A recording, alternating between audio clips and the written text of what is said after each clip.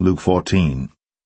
And it came to pass, as he went into the house of one of the chief Pharisees to eat bread on the Sabbath day, that they watched him. And behold, there was a certain man before him which had the dropsy.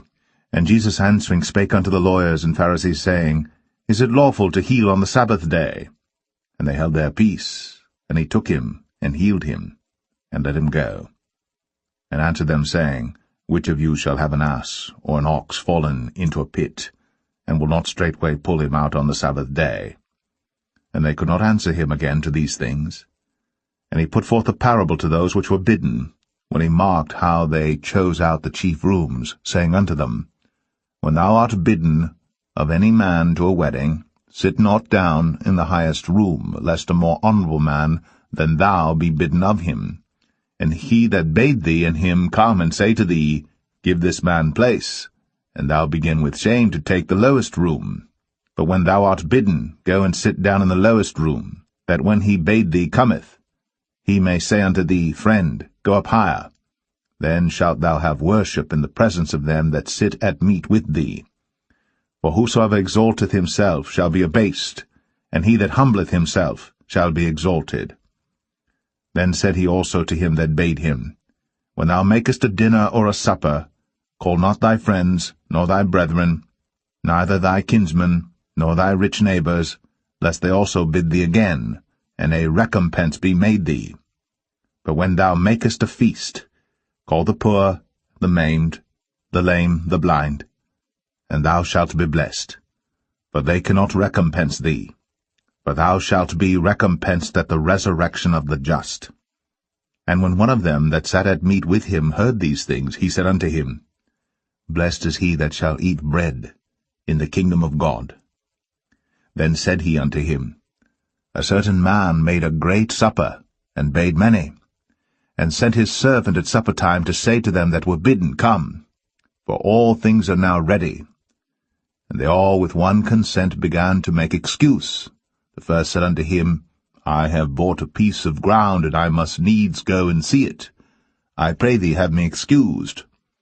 And another said, I have bought 5 yoke of oxen, and I go to prove them. I pray thee, have me excused. And another said, I have married a wife, and therefore I cannot come. So that servant came and showed his lord these things. And the master of the house, being angry, said to his servant, Go out quickly into the streets and lanes of the city, and bring in hither the poor, and the maimed, and the halt, and the blind.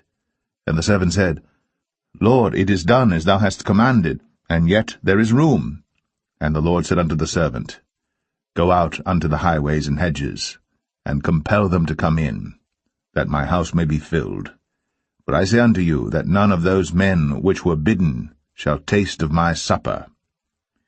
And there went great multitudes with him, and he turned and said unto them, If any man come to me, and hate not his father, and mother, and wife, and children, and brethren, and sisters, yea, and his own life also, he cannot be my disciple. And whosoever doth not bear his cross, and come after me, cannot be my disciple. For which of you, intending to build a tower, sitteth not down first, and counteth the cost, whether he have sufficient to finish it?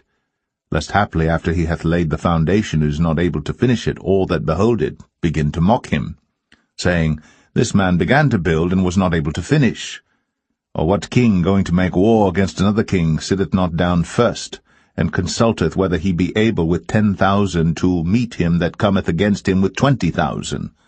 Or else, while the other is yet a great way off, he sendeth an ambassage, and desireth conditions of peace. So likewise, whosoever he be of you that forsaketh not all that he hath, he cannot be my disciple. Salt is good. But if the salt have lost his savour, wherewith shall it be seasoned?